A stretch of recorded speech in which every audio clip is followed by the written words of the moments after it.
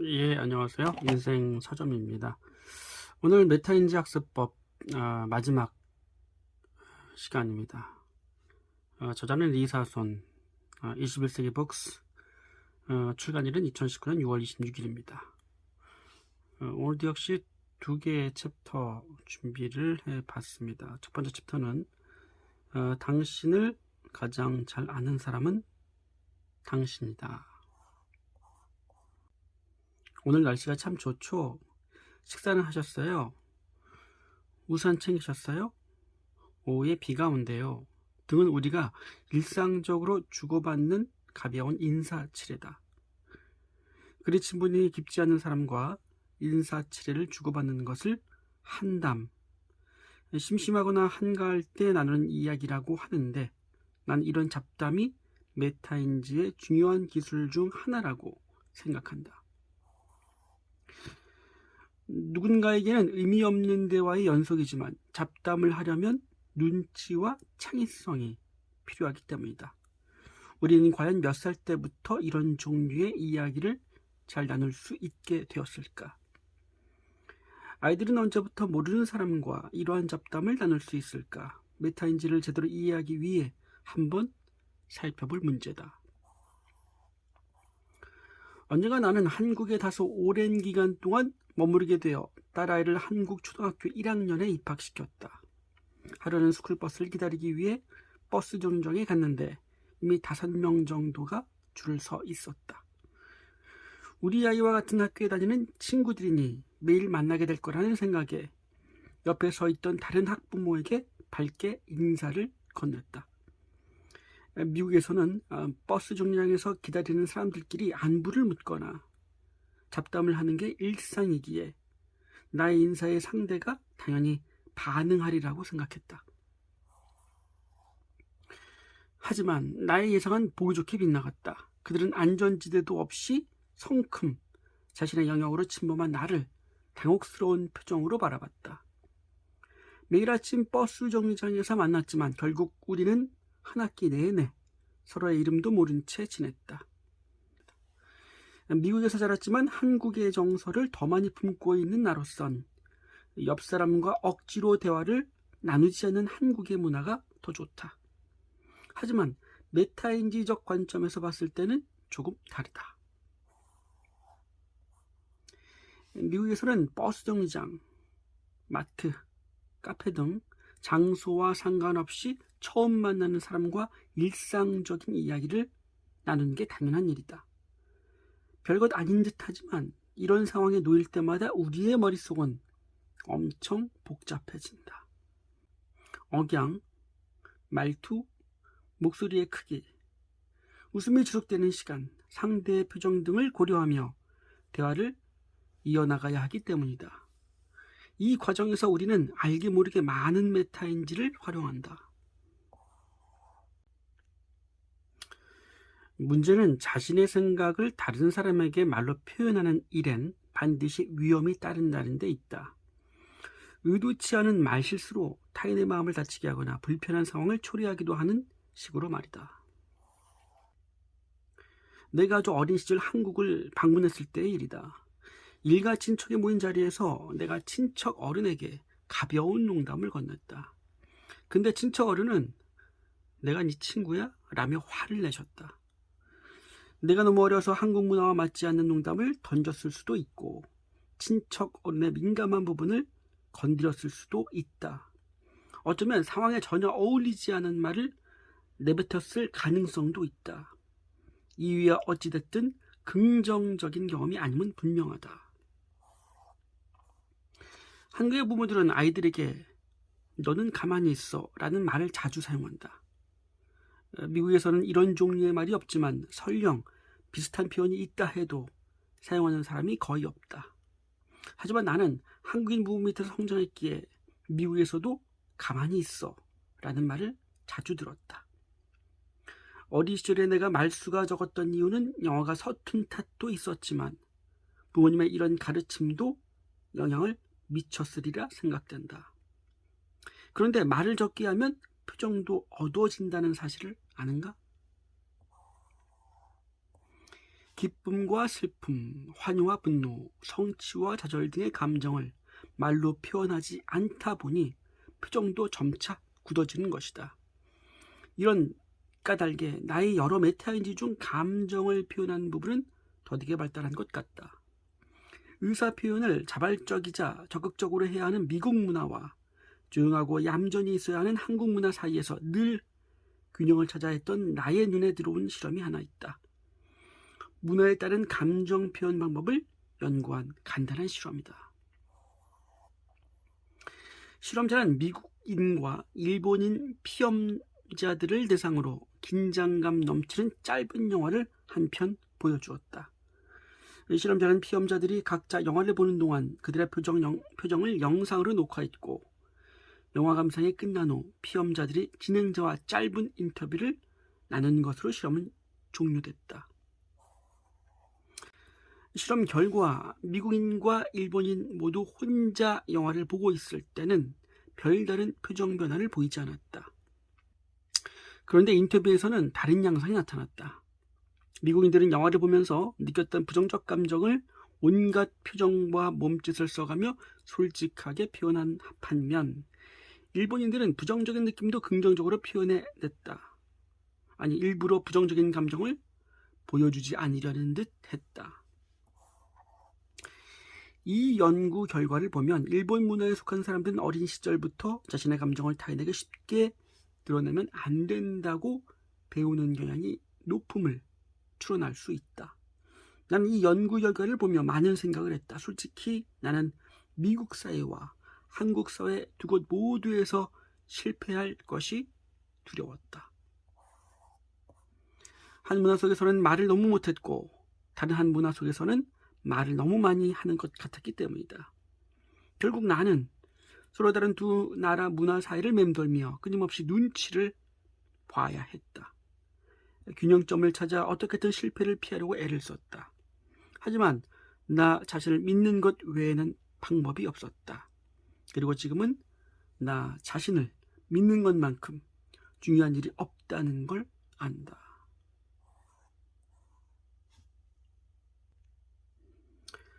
딸아이가 유치원에 다닐 때의 일이다. 그 누구보다 열심히 수영을 다니던 아이가 어느 날 갑자기 더 이상 수영학원에 다니기 싫다고 했다. 수영 선생님이 아이들에게 수영장을 쉬지 않고 한 바퀴 돌아보라고 요구하셨는데, 딸은 수경에 물이 차서 반 바퀴밖에 돌 수 없었다는 것이다. 이런 사정을 알 리 없는 선생님은 아이가 수경을 고쳤을 시간도 없이 계속 수영하기를 요구했고, 딸아이는 선생님의 지시를 자신이 완벽히 수행할 수 없을 거라는 판단에 힘들었다고 한다. 엄마, 나 수영 그만둘래. 선생님을 실망시키기 싫어. 아이의 말을 듣는 순간 머리가 멍했다. 선생님을 실망시키는 게 그렇게 무서울까? 상대를 실망시키는 게 두려워. 어린아이가 이렇게까지 스트레스를 받아야 하나? 상황을 해결하기 위해 나는 아이와 대화를 이어나갔다. 세린아, 누가 세린이를 가장 잘 알아? 우물쭈물하며 나를 바라보던 아이가 자신감 없는 목소리로 답했다. 엄마? 난 고개를 가로저었다. 잠시 생각을 한 후 아이는 다시 대답했다. 선생님?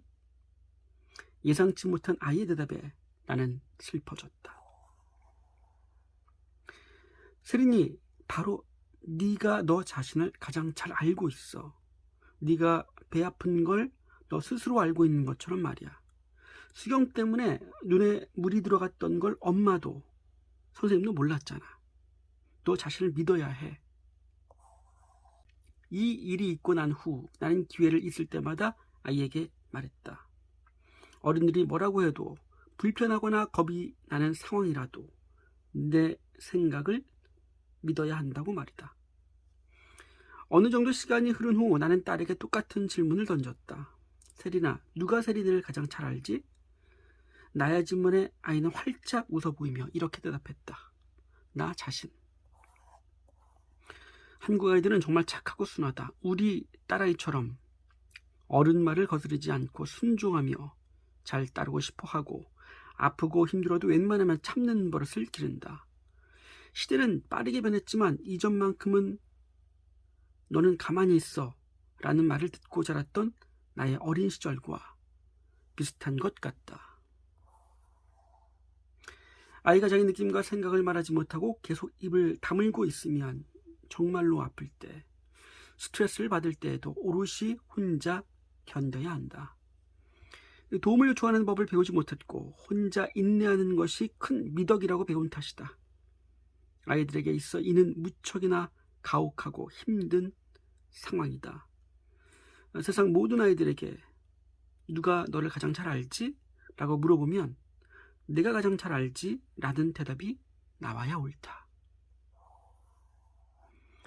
메타인지는 아이가 3에서 4세 때부터 발달하는데 사실 이보다 더 어린 시절부터 단순 메타인지 판단은 가능하다.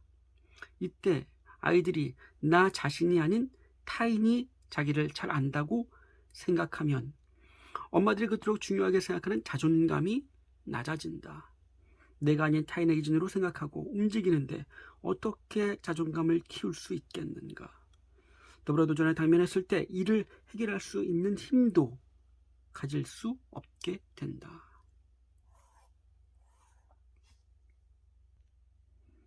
자, 두 번째 챕터의 일부입니다. 두려움이 없다면 용기도 없다. 처음부터 지금까지 나는 메타인지에 대한 이야기를 했다. 그럼에도 다시 한번 물어보자. 메타인지란 과연 무엇인가? 이 질문의 대답으로 부모들이 가장 알고 싶어하는 학습에 관련된 이야기를 먼저 해볼까 한다. 메타인지는 자기의 거울이다. 자기의 모든 인지를 바라보는 능력이다. 그 거울을 제대로 볼 수 있다는 것은 자신에게 맞는 공부 전략과 방법을 열심히 찾아갈 수 있다는 말과 같다. 모니터링과 컨트롤이 잘 되면 학교 공부뿐 아니라 시험에서도 좋은 성과를 낼 수 있다. 덧붙여 메타인지가 얼마나 신비한 인간의 능력인지를 알게 해주는 실험을 하나 이야기해 보려 한다. 이는 메타인지와 관련된 최초의 실험이기도 하다. 1965년에 진행된 이 실험은 느낌에 관한 것이었다. 실험자는 피험자들에게 상식에 관한 퀴즈를 낸 후 피험자가 정답을 맞히면 문제를 폐기했다. 만약 답을 맞히지 못할 경우엔 0에서 10까지의 기준을 두고 자신이 그 문제를 어느 정도 모르는지 체크하게 했다. 아예 정답을 모를 것 같으면 0을, 정답이 기억날 것 같으면 10을 선택하는 식이었다.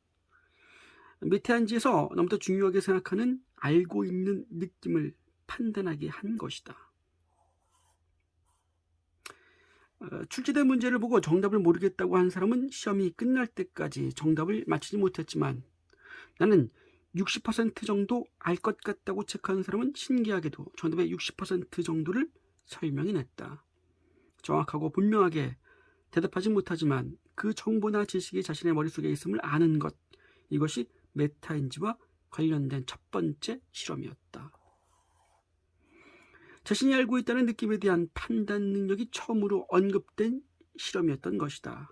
영어로 feeling이라고 부르는 느낌은 사실 어려운 단어다. 지극히 사적이고 개인적인 느낌은 자기 자신만이 알 수 있으며 타인에게 구체적으로 설명하기 힘들기 때문이다. 심리학의 아버지라 불리는 윌리엄 제임스는 이와 관련하여 알기 쉬운 설명을 해줬다.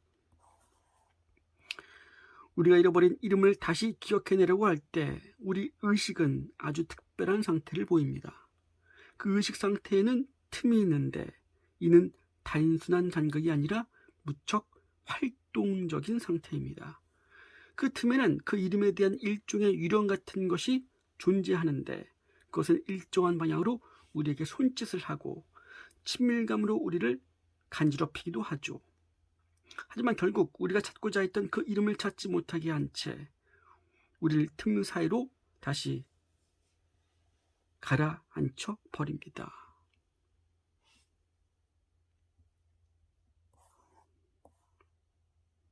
서기 387년 성 어거스틴이라는 기독교 철학자는 하나님께 고백이라는 제목의 라틴어 편지를 썼는데 여기에도 많은 메타인지 생각들이 등장한다. 인상 깊은 구절이 많았지만 그중 가장 기억에 남는 말은 다음과 같다. 우리는 배운 것을 완전히 잊어버리지 않는다. 기억에서 완전히 지워졌다면 그것을 찾아야 한다는 생각도 들지 않을 것이기 때문이다.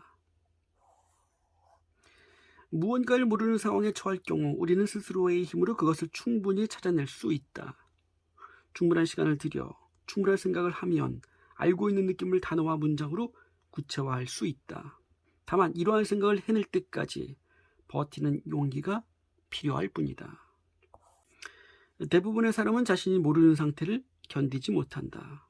사람들과 대화를 나누던 중 특정 브랜드나 영화배우의 이름이 생각나지 않던 순간을 떠올려 보라.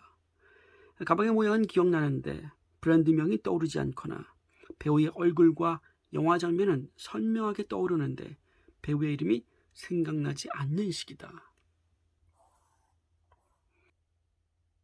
이때 조금만 시간을 가지고 생각을 하면 누구나 브랜드와 배우 이름을 떠올릴 수 있다.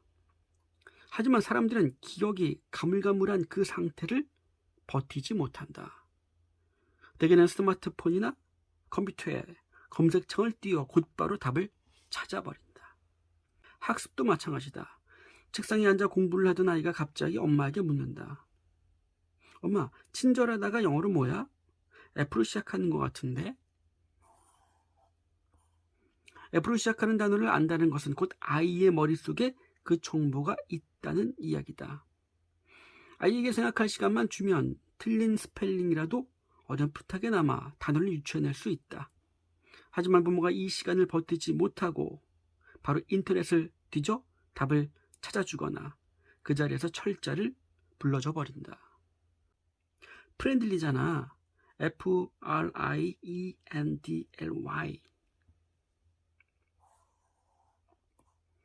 이는 아이에게 내 머리를 믿지 말고 검색을 믿으라는 메시지를 준 것과 같다. 부모의 이런 행동은 아이의 메타인지를 죽임과 동시에 용기까지 빼앗는 최악의 선택이다. 이런 경험이 반복되면 아이는 자신의 판단과 실력을 믿지 못하고 해결 방안을 찾으려는 노력 자체를 포기할 수도 있다. 아이의 메타인지를 키우고 싶다면 이 책에서 맨 처음 말한 메타인지에 대한 3가지 착각을 버려야 한다. 빨리 알아야 한다는 착각, 쉽게 학습해야 한다는 착각, 그리고 실수를 하면 안 된다는 착각 말이다. 부모의 이런 착각들은 아이로 하여금 자기 자신을 믿지 못하게 하며 용기가 필요한 순간 용기를 낼 수 없게 만든다.